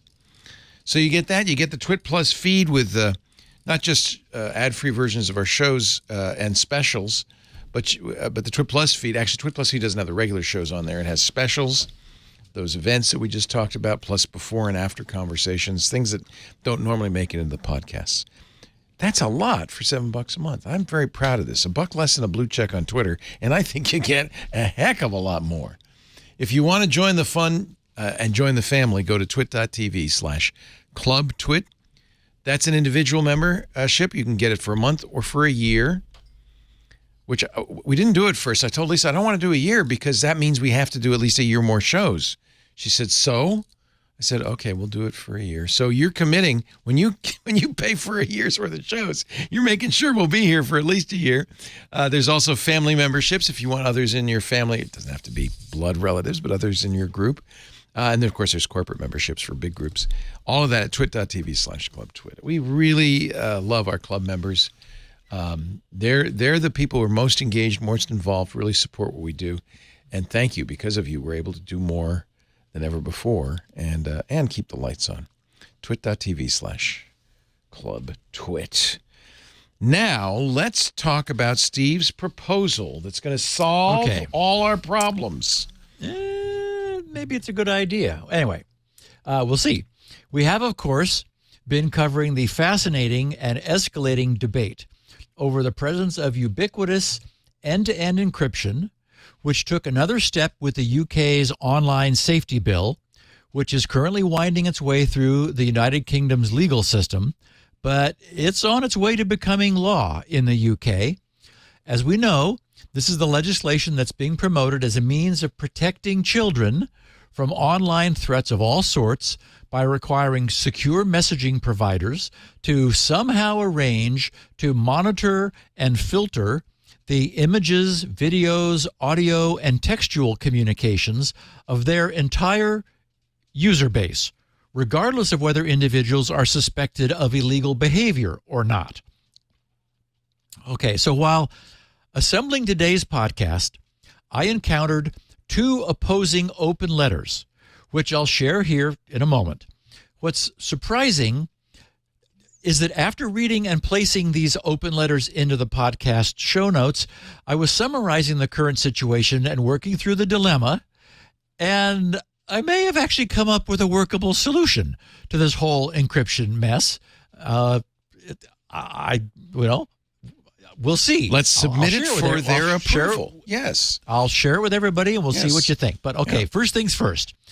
Last week's news is that the CEOs of the secure messaging firms have collectively authored and co-signed an open letter to the UK government. Represented were the heads of Element, Session, Signal, Threema, Viber, WhatsApp, and Wire. Since this open letter contains a few juicy bits, they make some really great points. I want to share what the heads of today's secure messaging companies just wrote to the UK. They addressed it to anyone who cares about safety and privacy on the internet. Okay, a little bit loaded there, but okay.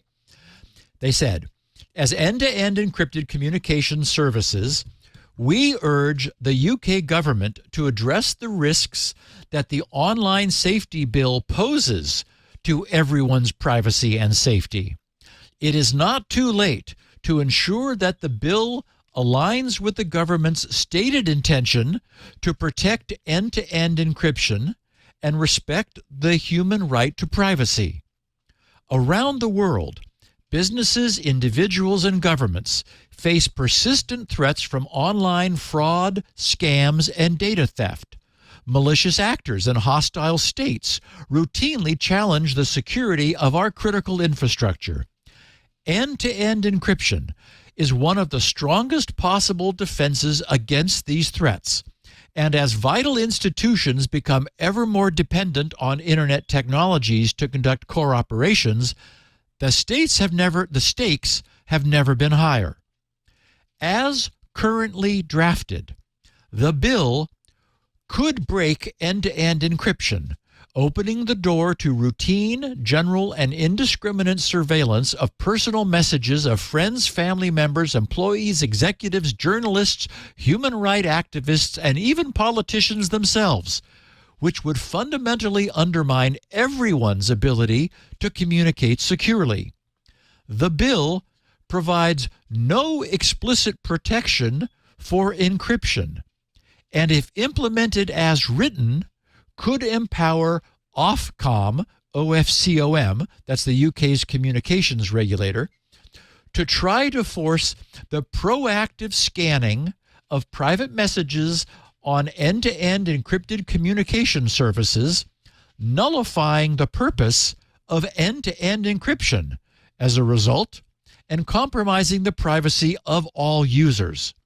In short, the bill poses an unprecedented threat to the privacy, safety, and security of every UK citizen and the people with whom they communicate around the world, while emboldening hostile governments who may seek to draft copycat laws.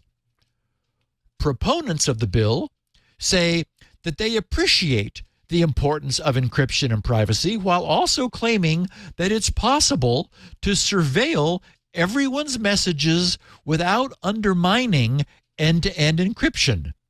The truth is, that is not possible. We aren't the only ones who share concerns about the UK bill. The United Nations has warned that the UK government's efforts to impose backdoor requirements constitute, quote, a paradigm shift that raises a host of serious problems with potentially dire consequences, unquote. Even the UK government itself has acknowledged the privacy risks that the text of the bill poses, but has said its intention isn't for the bill to be interpreted this way. What? Yeah, it doesn't matter how you intend. How are we supposed to interpret it? We're not interpreting it. We're just reading it. You should interpret that, Wow. Yeah. And then they said, global providers of end-to-end encrypted products and services cannot weaken the security of their products and services to suit individual governments. There you go. There cannot be a British internet or a version of end-to-end encryption that is specific to the UK. The UK government must urgently rethink the bill, revising it to encourage companies to offer more privacy and security to its residents, not less. Weakening encryption, undermining privacy, and introducing the mass surveillance of people's private communications is not the way forward. Then it was signed by, they said, those who care about keeping our conversations secure, and it was the CEOs of the companies I first mentioned. Okay, so there's the open letter from the encryption providers, who argue, convincingly I think, that forcing surveillance capability into all communications is not workable. Now we have an open letter published last Wednesday by a group known as the Virtual Global Task Force. They describe themselves as an international alliance of 15 law enforcement agencies. Now, I was a bit suspicious because the chair of the organization is the UK's National Crime Agency. So I was wondering how global they were, but Wikipedia knows all about them and explains, quote, the Virtual Global Task Force is a group of law enforcement agencies from around the world who operate together to stop online child sex abuse. The VGT is made up of the following organizations. We have Australian High-Tech Crime Centre and the Australian Federal Police, Child Exploitation and Online Protection Centre in the UK, Colombian National Police, the Cybercrime Coordination Unit of Switzerland, the Dutch National Police, Europol, Interpol, the Italian Postal and Communication Police Service, the Korean National Police Agency, the Royal Canadian Mounted Police, the New Zealand Police, the Ministry of Interior for the United Arab Emirates, the Philippine National Police, and U.S. Immigration and Customs Enforcement, ICE, which is a division of the DHS. Okay, so this group of actual police forces, law enforcement, have collectively authored and sent their own open letter, this time to Meta, asking Meta to reconsider adding end-to-end encryption features to Facebook and Instagram. The letter argues, of course, that this would hinder their own and Meta's efforts to fight the proliferation of CSAM on the platform, child sexual abuse material. So here's what they said. This is their open letter. The Virtual Global Task Force is calling for all industry partners to fully appreciate the impact of implementing system design decisions that result in blindfolding themselves to child sexual abuse occurring on their platforms, or reduces their capacity to identify CSA and keep children safe. It is time to confront these concerns and make tangible steps towards possible solutions that we know exist. The Virtual Global Task Force is an international alliance of 15 dedicated law enforcement agencies, of which the National Crime Agency is the chair, working alongside affiliate members from private industry and non-governmental organizations to tackle the threat of child sexual abuse. The VGT issued its first position statement on end-to-end encryption in 2021. This statement highlighted the devastating impact end-to-end encryption can have on law enforcement's ability to identify, pursue, and prosecute offenders when implemented in a way that affects the detection of CSA on industry platforms. It is important to update the VGT position on end-to-end encryption in the context of impending design choices by industry. As outlined in our previous statement, there is no doubt that encryption plays an important role in safeguarding privacy. However, this must be balanced with the importance of safeguarding children online.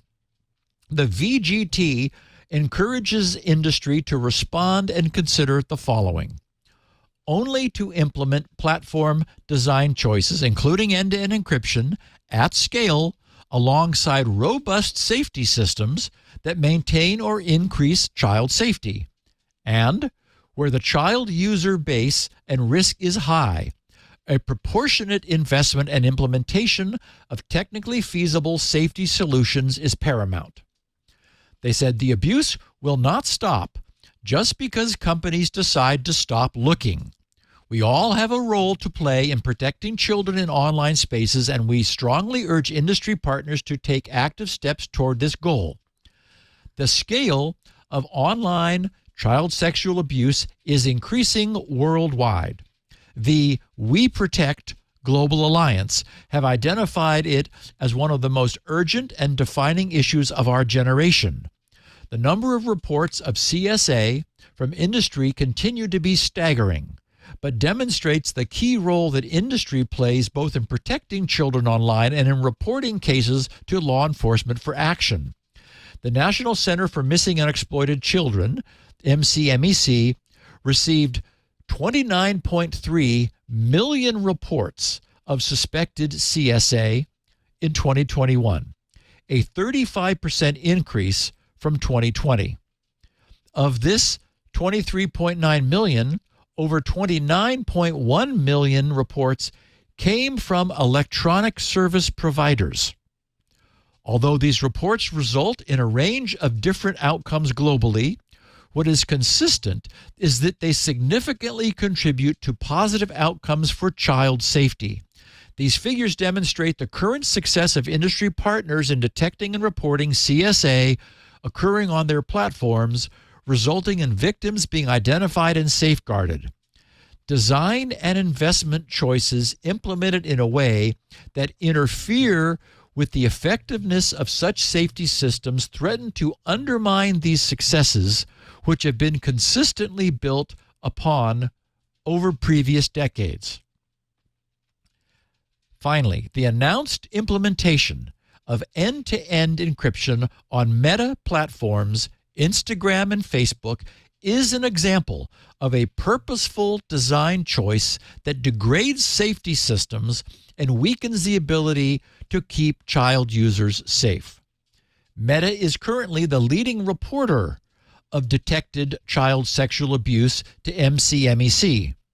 The VGT has not yet seen any indication from Meta that any new safety systems implemented post end-to-end encryption will effectively match or improve their current detection methods. Okay, so everybody's gearing up here and staking out their positions. It feels like it's coming to a head. It's unclear what's going to happen. Legislation is probably going to be passed, since it's easy for politicians to write laws which tell others what they can and cannot do. But it's difficult to see any of the providers of end-to-end encryption backing down from their positions, especially not those like Telegram, Signal, and Threema, whose entire purpose is providing secure end-to-end encryption. As we know, Apple proposed a solution that would be minimally invasive, but the public freaked out over the idea of anything like a library of known child pornography being resident on their phones. And, the sentiment is understandable. And Apple's solution would not handle the whole text messaging grooming problem. So this all led me to revisit the question we touched upon once previously, which was whether some form of good old-fashioned parental control might be the only answer. Perhaps we would need to decide that these social media devices are just too dangerous for children to have. And that led me to an interesting idea that I haven't seen suggested anywhere. Why don't we arrange to only monitor children? The pending laws and legislation would be changed to only require exactly what those governments claim is their reason and motivation for needing to compromise full end-to-end encryption, which is sexual abuse material, content, and behavior screening for minors. Then we implement that legislation with technology so that the devices children use in countries that require it are aware of the date when they will no longer be subject to monitoring for their own protection. When any device is first set up and configured with an account, the setup process determines whether the user of this device resides within a country whose government has mandated the surveillance of minors. If not, that's the end of it. But if so, the setup process is then informed of whether the user is already an adult. If so, again, that's the end of it. But if the user is currently a minor in their local society, governed by laws which mandate the protection of minors online, the setup process asks the user's date of birth and the age at which they will no longer be considered a minor in their world. This sequence of steps sets and stores an immutable date, which subsequently governs the behavior of all encrypted services available for the device. Encrypted services query for a binary value whether or not its user requires the protection provided by side-channel content moderation. While users are young, any government-mandated surveillance will be conducted in the background without interfering with the use of any applications. It will be entirely transparent to its young users.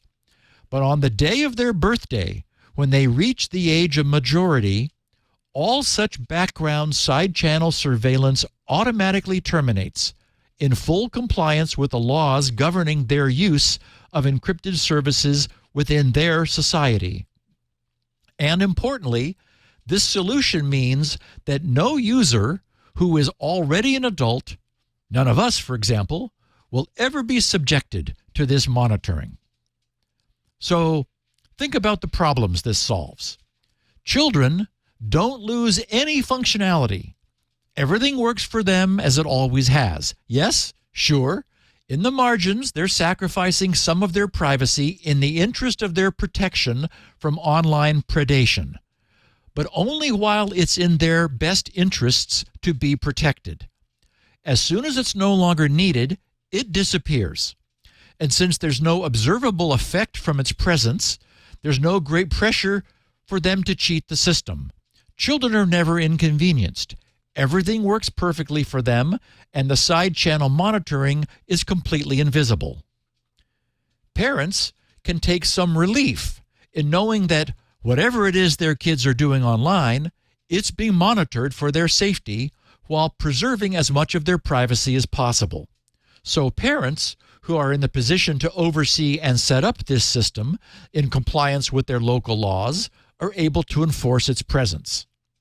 Adults who are not endangered by online exploitation enjoy the privilege of truly private, unmonitored end-to-end encryption without any fears of Big Brother eavesdropping. The fact that adults are never monitored dispels the worries about eventual government overreach and the presence of hidden government surveillance agendas. Only children are ever monitored. The online slimeballs who seek to take advantage of youthful trust and innocence know that all of their communications with an underage target is being monitored. So that hopefully pours some cold water where it may do some good. The concern of whether such surveillance might be a slippery slope and whether governments are actually using, but think of the children, as a stalking horse to mask their real interest in perpetrating more widespread surveillance is resolved by this. No adult is monitored. Only young users whose electronic devices are aware of their monitoring cutoff date are protected. If governments have secret intentions to expand this monitoring beyond sexual exploitation of minors, then that's fine too. But whatever they do, it will only work on kids. The monitoring cutoff date system could be entirely local to the device, as I described above, set up under parental supervision when the device is first brought online and never subject to change, or it might be set up by the device's service provider, such as a cell provider, or by the device's account provider, such as Apple, Google, Samsung, etc. In the future, if governments require some form of oversight verification that minors are being protected, that too could be implemented. But the crux of the idea is clear. We've come to loggerheads and are approaching an impasse because both sides have been taking absolute all-or-nothing positions. Using technology, a compromise is possible that should satisfy everyone. Governments and law enforcement agencies say that they want to monitor children for their own protection. Fine, that can be arranged. Adults are adamant that they do not want to ever be monitored. Fine, they won't ever be. Everyone worries that governments have a hidden agenda for this monitoring. This makes that impossible. I've been thinking about this since it occurred to me yesterday, and I can't find much fault to it. The need to embed the date when surveillance will no longer be needed is new. But so what? New features are being added to our phones continually. If necessary, during a transition period or when a device does not yet offer the Monitor Me flag, the age determination could be individually distributed among encrypted service providers when accounts are created. But it would be cleaner to have this built into the device and queryable by encrypted apps. If a device is shared by multiple children, the age of the youngest user among them would be chosen so that the youngest user remains protected and all remain in compliance with local laws. In all the coverage we've given of this mounting encryption standoff, I've never seen any mention of something like this that appears to be a workable compromise. Both sides sound and appear to be absolute in their positions. But this would appear to offer a compelling middle ground that would not be objectionable to either adults or pre-adults. And it feels like a compromise that even the encryption absolutists could live with, and they may have to if they, with their services, and they may have to if they want their services to remain legal where monitoring of minors is required by law. Okay. I don't think they're actually proposing monitoring kids. They want to monitor adults for trafficking CSAM. Well, okay, I guess I missed that. So I think you missed the point. So I thought it was to and I thought it's it was to protect children to and from children. No, well, that was a minor part of what Apple was proposing, but that's not what all these other things are about. They're about the fear, whether this is true or not. But I guess I'm too far out of the loop, Leo. The thing they're trying to prevent. I don't understand what the bad guys are doing. The thing they're trying to prevent is adults from trafficking in child sexual abuse material. That CSAM database Apple was going to put on your phone comes from NCMEC, the National Center for Missing and Exploited Children, is a database of child pornography that adults are trafficking in. That's really creepy. Oh, Steve, you are very innocent. I did not realize you didn't know about this. Yeah, no, that's the whole, of course it's horrible. It's horrific, but it's not about monitoring children. I mean, that's part of it, I guess. You know, Apple has a thing where... I guess I was focused on the whole grooming aspect of it, and... wow. Yeah, that's not the issue. The issue is they really want us... The problem is all of these cloud services are storing tons of data. They don't want them to be storing child sexual abuse material. That's what CSAM is. It's images, graphic child porn images. It's hard to It's even not kids imagine sharing these. It's adults sharing these. That's the people they're going after. What was it on? Was it on Saturday Night Live, where at the end of something someone said, "Never mind." Rosanna Dana. No, there is a part of this. You're absolutely right. And Apple, by the way, is doing this. So if a child receives a naked picture, the parents could turn this on, or wants to send. This is actually what they're really trying to stop: is children sexting each other, or wants to send a naked picture of themselves. Apple will say, "Oh, you don't want to do that," to the kid, and the parent can turn on the thing where it will warn the parent that this is going on. Right, we have talked about this before. I didn't realize that was actually in place. That's in place now. Yeah, they turned that on. But that's not what all of this, that's not what the FBI or the UK wants.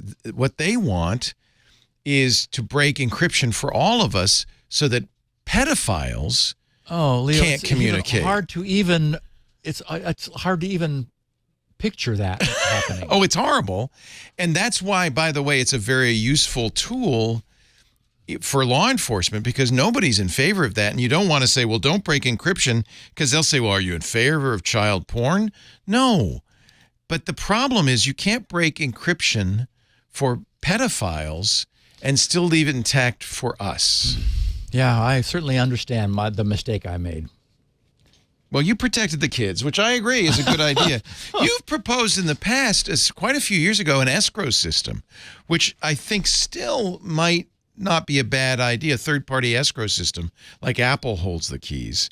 But most of the people on that letter, for instance, just don't want any backdoors at all, or any escrow system, or any key. It should be end-to-end, means only you and the recipient have the key, no one else.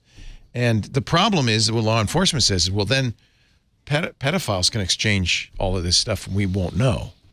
Wow.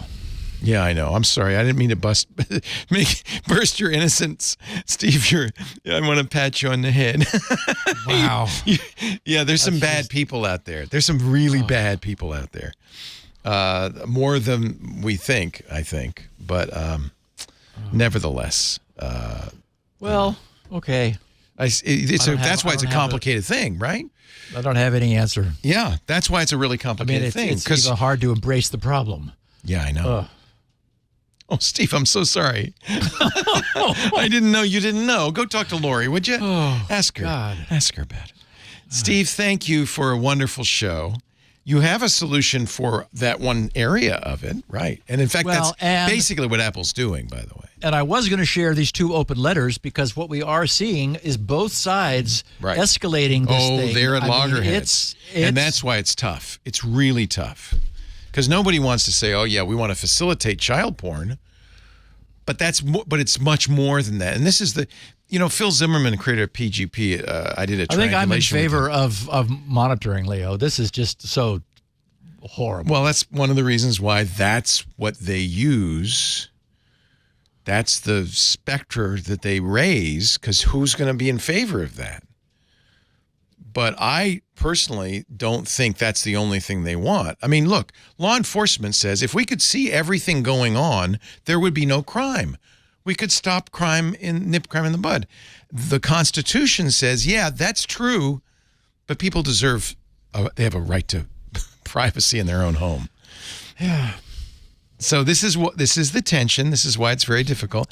I interviewed Phil Zimmerman, and this has always been the issue with people said with PGP. Look, that lets criminals exchange information freely. And Phil said, look, don't fool yourself. Law enforcement will say to you, oh, we're going dark. In fact, the FBI put out that paper, Going Dark. They're not going dark. Technology has given them far more means of surveillance. And what you're referring to when you talked about the thing I proposed a long time ago was the idea, a means of coming up with the equivalent of a search warrant, where under warrant, a specific individual's communications could be monitored, appropriately. And again, though, we do have the problem of it not getting out of control, of it not being abused. And that's the premise that WhatsApp and Signal and everybody else says. If you've got a back door, it will leak out. We know that historically. It will leak out. And so you can't have any back doors. It's not safe. Look, Steve, I sympathize with your feelings because it's a horrible thing. It's nobody's supporting, pedophiles. But again, law enforcement, we could give them the right to see everything. That's what they'd like. But that would also mean that no one would have any privacy at all. It would eliminate crime. But at what price?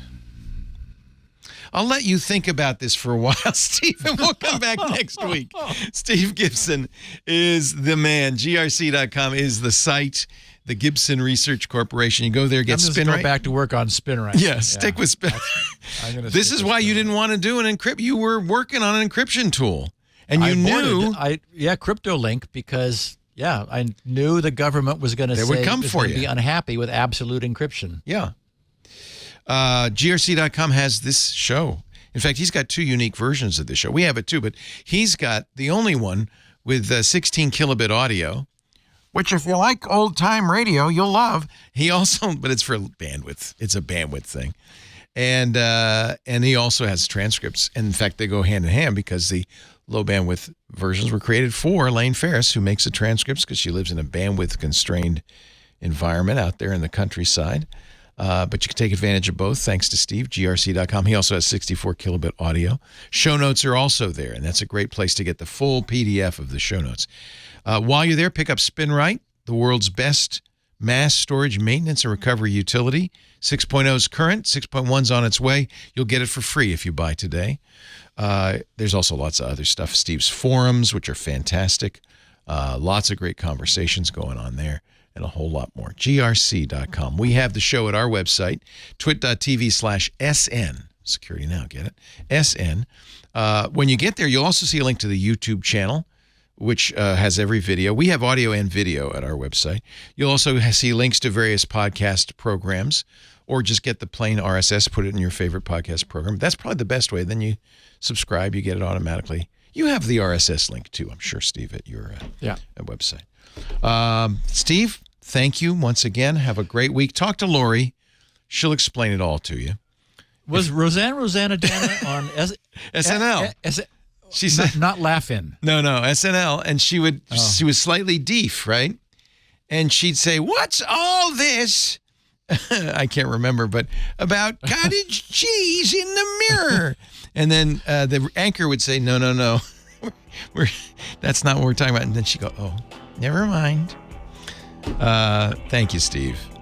Have a great week. We'll see you next time. Thank you, my friend. See you next week. Bye. Hey, I'm Rod Pyle, Editor-in-Chief of AdAster Magazine, and each week I join with my co-host to bring you This Week in Space, the latest and greatest news from the final frontier.